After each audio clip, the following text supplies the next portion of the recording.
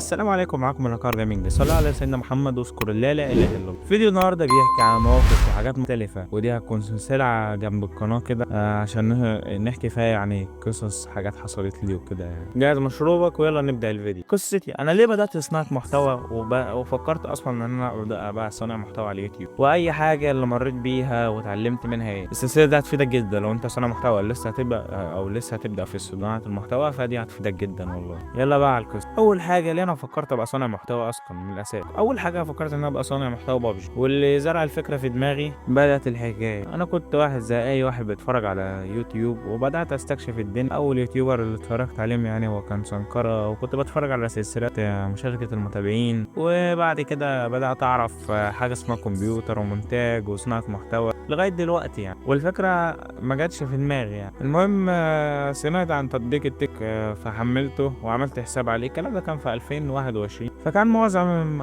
صناع المحتوى يعني اللي كان على التيك توك كان كله رقص واغاني وعكباه ومش عارف ايه وشيماء وكده. فبدات اتفرج، فقلت ليه ما نعملش زيه. فبدات انزل فيديوهات اللي هي الهطل دي اللي هي بتاعت الرقص وكده. اي اغنيه بعمل عليها محتوى هطل، وكل اللي عارفينه يعني اللي هو كان بتاع زمان، كان نازل ترند في فتره يعني. ففي واحد من صحابي كان اسمه عمر، وكان برضو واحد صاحبي برضه اسمه زياد.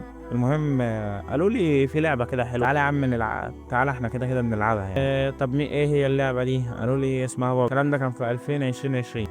بس كان في نص 2020 يعني. الصراحه اول يوم ما اقتنعتش باللعبه يعني قلت لعبه وخلاص. تاني يوم بدات العب وكده. دي مش الحته بتاعتنا يعني. بعد ما حملت اللعبه بابجي وبدات العب، عملت حساب تيك توك جديد. بس مش عشان انزل عليه، لا عشان اتفرج بس المحتوى. انا بقيت مهتم بمجال الجيمنج، فبدا يطلع لي الطبيعي ان هو يطلع لي فيديوهات لمجال الجيمنج. فهتلاقي لي فيديوهات بابجي، بشوف بقى الناس عاملين بلاي ستيشن وبي سي وغرف جيمنج، وده حلم اي حد بيلعب اي لعبه او باي بني ادم. دخلت في دماغي الفكره، فقلت ليه يلا بينا. رحت عامل حساب وسميته اسم حساب بابجي الهاكر جيمنج. انا بقى ما كنتش اعرف امنتج ولا اعمل اي حاجه. بدات اقص واي حاجه وانزل على اغاني وخلاص، ومفكر كده ان انا هاو. بس مش كده والله خالص يا صاحبي، الموضوع طلع اصعب من كده بكتير. فعملت ايه؟ قعدت مع نفسي، شفت المونتاج انا محتاج اتعلم ايه عشان ابقى صانع محتوى.